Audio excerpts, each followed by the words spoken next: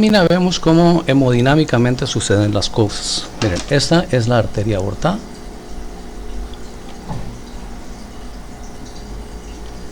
Esta es la válvula aórtica y estamos en el momento de el inicio de la diástole. Estamos en el momento en que finaliza la fase de eyección lenta y este es el ventrículo izquierdo. Vean ustedes cómo las valvas, las cúspides de la aorta o de la válvula aórtica no se cierran y entonces las flechas amarillas nos están señalando cómo hay reflujo de la sangre que acaba de ser eyectada por el ventrículo izquierdo hacia la aorta. Ahora que se relaja el ventrículo izquierdo, se regresa, hay reflujo, hay fuga por ahí. Porque esta válvula es capaz de abrirse por completo, pero no es capaz de cerrarse. ¿Okay? Por otro lado, esto que ven ustedes aquí son las cuerdas tendinosas y los músculos papilares, y estamos viendo una válvula mitral abierta, por donde está pasando sangre, también está pasando sangre de la aurícula izquierda hacia el ventrículo izquierdo. Aquí queda un poco más claro, creo yo, el hecho de que el volumen residual que quedó de la sístole anterior se le va a sumar la sangre que viene de reflujo. No voy a poner números porque esto pues puede ser muy variable, más la sangre que cae de la aurícula. De hecho, hay ocasiones en que chocan la sangre que baja de la aurícula izquierda con la sangre que refluye de la arteria aorta y nos dan un ruido que recibe el nombre de retumbo de Austin Flint.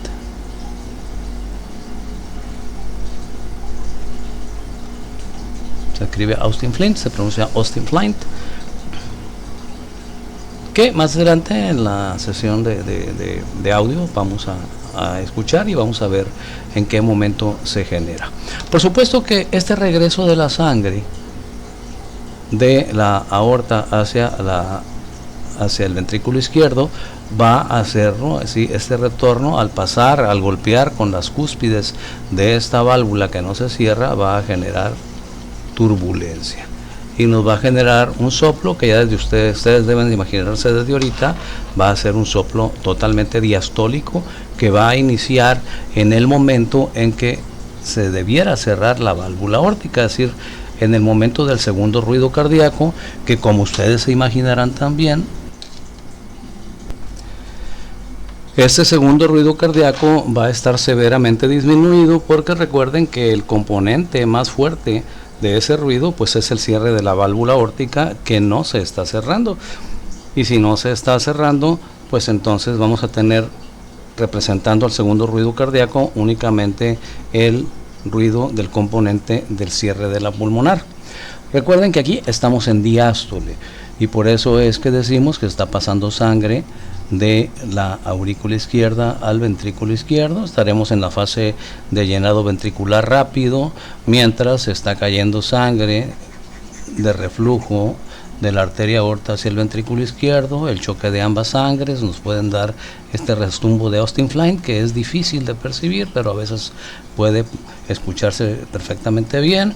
Y pues esas dos fuentes de llegada de sangre junto con el volumen residual obviamente nos dará una precarga muy grande, que eventualmente hará que la pared del ventrículo izquierdo se hipertrofie, ¿sí? Con el paso del tiempo se va a ir hipertrofiando, que si bien le va, se va a hipertrofiar hacia afuera y la cavidad se hará más grande, pero puede darse el caso de que se hipertrofie hacia adentro, y entonces tenemos un problema doble, porque tendremos una cavidad más chica y con una precarga muy alta, y entonces pues con mayor facilidad vendrá el problema para la aurícula izquierda de vaciarse. Y aquí tienen ustedes 2 de las 4 venas pulmonares que normalmente deben llevar la sangre en este sentido hacia la aurícula izquierda, pero si la aurícula izquierda tiene problemas para vaciarse en sus fases de llenado ventricular rápido, llenado ventricular lento y sístole auricular, bueno, pues cuando se contraiga, en lugar de pasar la sangre para un ventrículo que ya está lleno, va a tener que regresar la sangre por las venas pulmonares y entonces vamos a tener un reflujo también hacia las venas pulmonares y la presión capilar pulmonar va a aumentar desde luego. Y eso nos puede llevar al edema pulmonar. Desde luego, como yo lo mencioné ya previamente, para que se den toda esta serie de situaciones, por lo general pasan años. ¿Sí? Por lo general pasan años, esto no sucede de un día para otro, pasa bastante tiempo antes de que se den esta serie de complicaciones, pero cuando se dan, pues ya son irreversibles. Aquí el único o la única solución que hay es que cuando se detecta la insuficiencia de la válvula aórtica, que entre más temprano se detecte mejor, esta válvula hay que quitarla y poner un reemplazo valvular, que luego vamos a mostrar algunas imágenes de cómo son los reemplazos valvulares, que ya hay de diferentes tipos, unos más baratos que otros, unos más efectivos que otros, pero pues desde luego alargan la vida del corazón. Si graficásemos la insuficiencia de la válvula aórtica, aquí vamos a tener, vamos primero a poner la plumita, aquí tendría el primer ruido cardíaco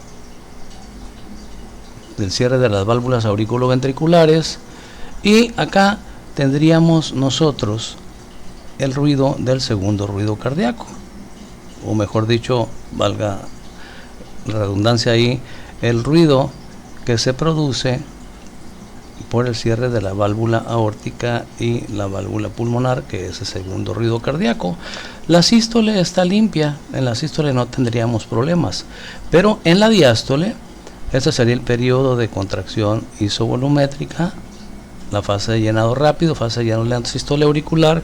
Para empezar tendríamos un soplo que aquí nos dice la sangre refluye, ¿ok? La sangre refluye de la válvula aórtica hacia el ventrículo izquierdo, nos va a dar un soplo protodiastólico, es decir, al inicio de la diástole decreciente. Acuérdense de la semiología de soplos, de reflujo. ¿De qué tipo es de reflujo? ¿Qué patrón tiene? Decreciente. ¿Qué temporalidad? Protodiastólico, es decir, en el momento que se genera el segundo ruido, ahí tenemos el soplo. Nos puede dar el famoso retumbo de Austin Flint que mencionábamos, que a veces pasa desapercibido, ¿sí? Y lo pongo en sentido contrario el triangulito porque es la sangre, está dado por el choque de la sangre que cae de la aurícula izquierda, que aquí está representada de rojo, y aquí nos lo dice, sangre que cae de la aurícula izquierda, que choca con la sangre que viene refluyendo de la arteria aorta. Tendremos a veces, no siempre, dependiendo de la distensión de las paredes de ese ventrículo izquierdo y dependiendo de la velocidad, la fuerza con que se eyecte la sangre. Acuérdense el ejemplo que pusimos, si tenemos nosotros un individuo que su ventrículo izquierdo se contrae con una fuerza de 160 milímetros de mercurio contra, repito, en el ejemplo que pusimos, contra una poscarga o una resistencia periférica de 40, la sangre va a salir con una fuerza de ¿cuánto? Va a salir con una fuerza de 120 milímetros de mercurio. Lo único que tienen ustedes que hacer es a los 160 restarle los 40 y les va a dar una fuerza de 120 milímetros de mercurio, es decir, va a salir a una gran velocidad y esa salida a gran velocidad nos puede generar un segundo soplo sistólico por sobrecarga. Es decir, este es un segundo soplo sistólico funcional por sobrecarga del ventrículo izquierdo, porque la sangre sale con mucha fuerza y al salir con mucha fuerza a través de esa válvula aórtica insuficiente, va a generar turbulencia, es decir, la sangre en este caso genera turbulencia tanto al salir como al refluir. Y vamos a tener un segundo ruido muy bajo en intensidad. ¿Sí? Vamos a tener un segundo ruido leve. ¿Por qué? Porque la válvula aórtica no se cierra, y si la válvula aórtica es el principal componente del segundo ruido cardíaco y no se cierra, pues entonces nos va a dar un segundo ruido cardíaco muy pobre. ¿Ok? Un segundo ruido cardíaco muy pobre que inclusive va a estar opacado y traslapado por el soplo, que ese es el principal soplo, el soplo protodiastólico decreciente de reflujo de la insuficiencia de esta válvula aórtica. Vámonos a la semiología, vámonos a la cuestión propedéutica, vámonos a la cuestión, ahorita estamos hablando de fisiopatología, vámonos a la cuestión ya de qué escucharíamos y dónde y por qué. Para empezar, la etiología. La etiología. La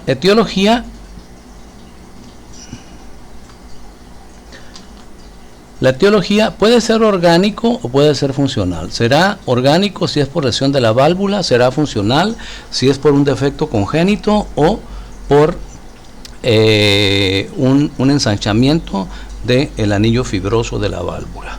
Tipo, siempre son de reflujo.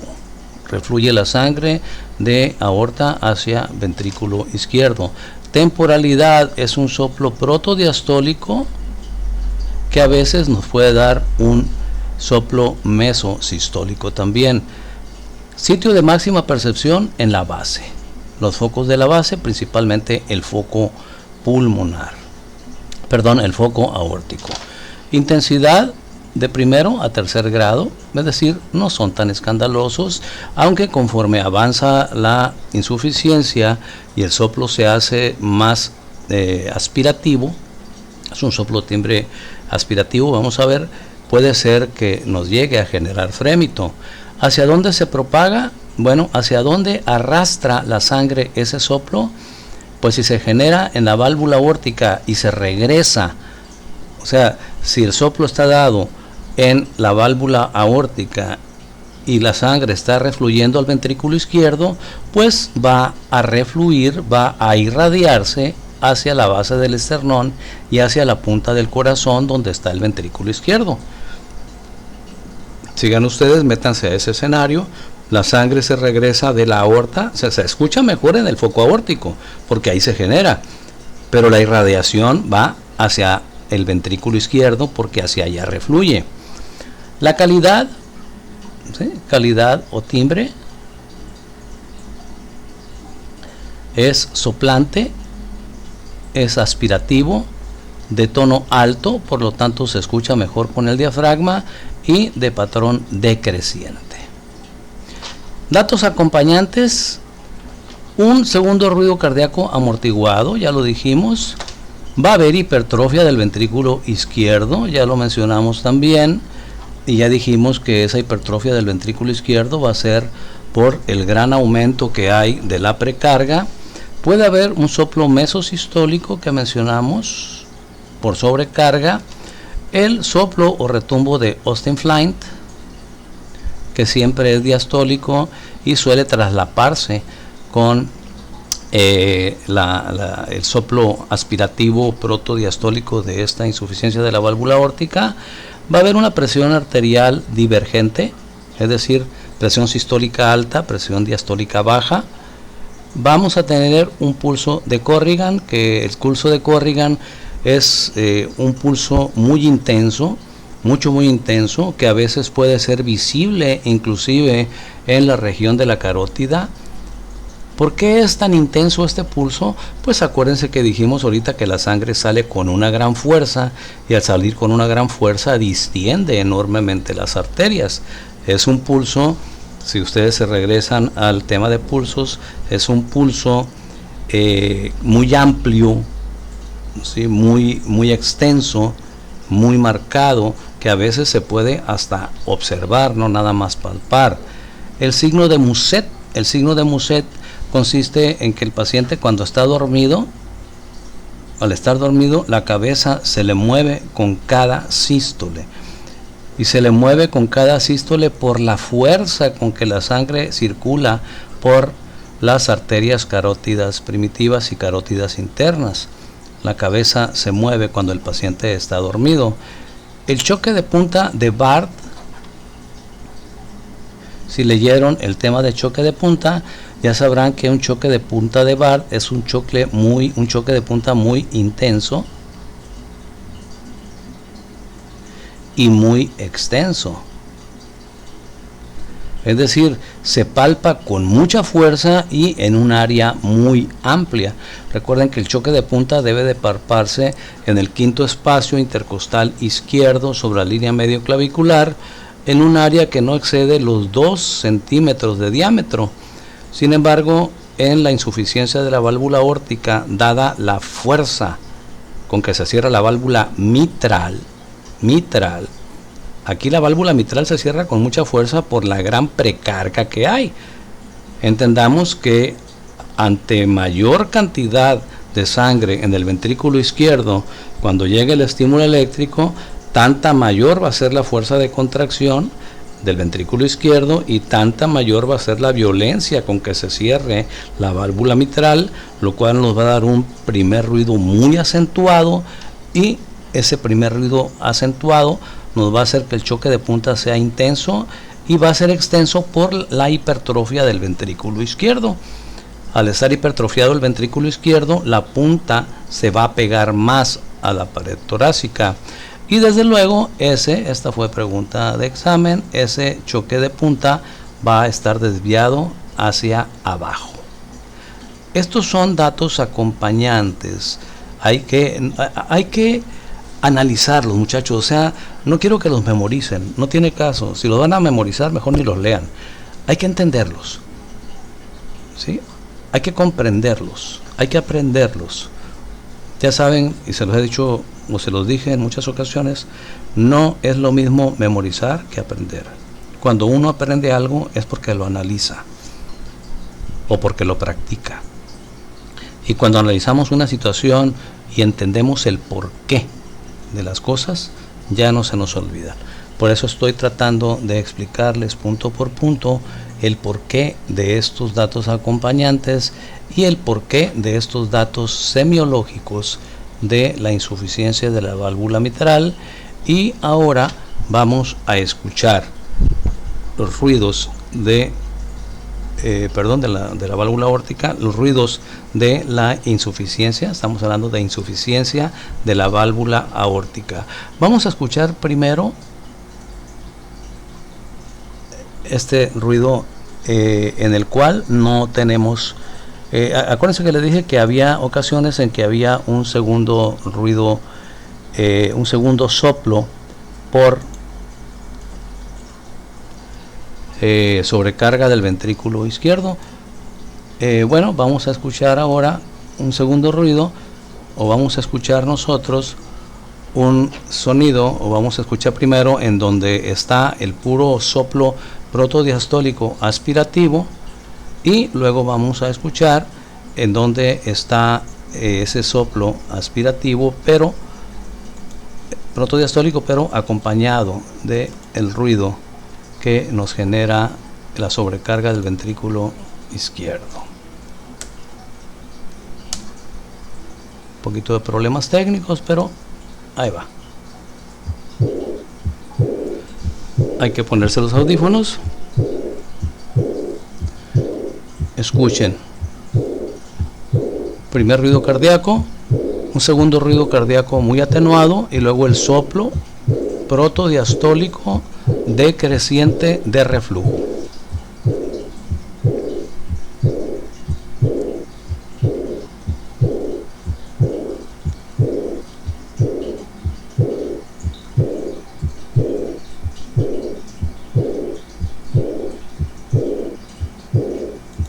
Bien, Ahora, cuando hay una sobrecarga del ventrículo derecho bastante extensa, bastante importante, el ventrículo izquierdo, perdón, bastante importante, cuando la precarga del ventrículo izquierdo es muy vasta, dada la cantidad de reflujo que hay, dada la cantidad de sangre que refluye por la válvula aórtica insuficiente, sumada a lo que es la fracción residual y a lo que es la sangre que cae durante las fases de llenado ventricular rápido, llenado ventricular lento y sístole auricular durante la diástole de ese ventrículo, entonces si hay una precarga muy grande puede haber un segundo soplo mesosistólico dado precisamente por la fuerza con que sale la sangre del ventrículo izquierdo, dada ese gran volumen sanguíneo que maneja, y se escucha así. Escuchen un primer ruido cardíaco, el soplo mesosistólico, segundo ruido cardíaco, atenuado desde luego, y el mismo soplo que escuchamos acá arriba, el soplo protodiastólico aspirativo. Escúchenlo.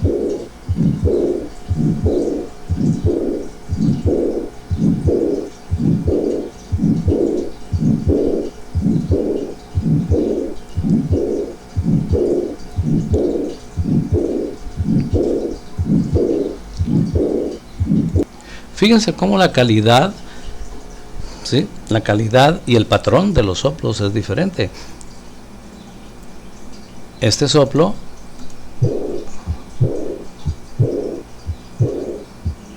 tiene un tono alto, tiene un timbre soplante, aspirativo, es decreciente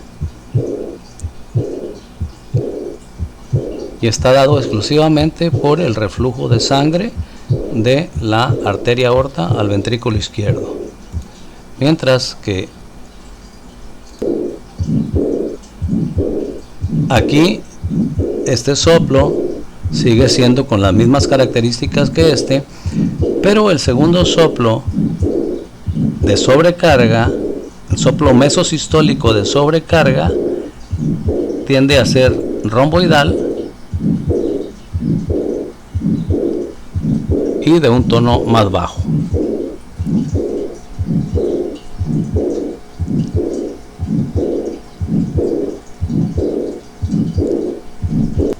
Ok, entonces semiológicamente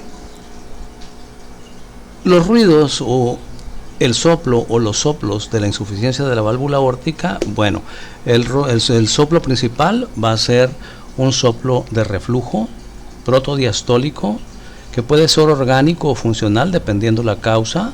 Ya dijimos de reflujo protodiastólico que se escucha mejor en el foco aórtico con una intensidad que puede ser variable de 1 a 3 o puede ser más de 3 si presenta frémito, con irradiaciones hacia la punta del corazón, es decir, hacia el ventrículo izquierdo porque hacia allá refluye la sangre, con un timbre soplante aspirativo, un tono alto que se percibe mejor con el diafragma y un patrón decreciente, y que se acompañará en su caso, aunque no en todas las ocasiones, pero sí con mucha frecuencia, de un segundo ruido amortiguado, de hipertrofia del ventrículo izquierdo, del segundo soplo que ya vimos es un soplo mesosistólico por sobrecarga, del soplo o retumbo de Austin Flyn por el choque de la sangre que cae de la aurícula izquierda con la sangre que está refluyendo de la arteria aorta, una presión arterial divergente, es decir, una presión sistólica alta y presión diastólica baja,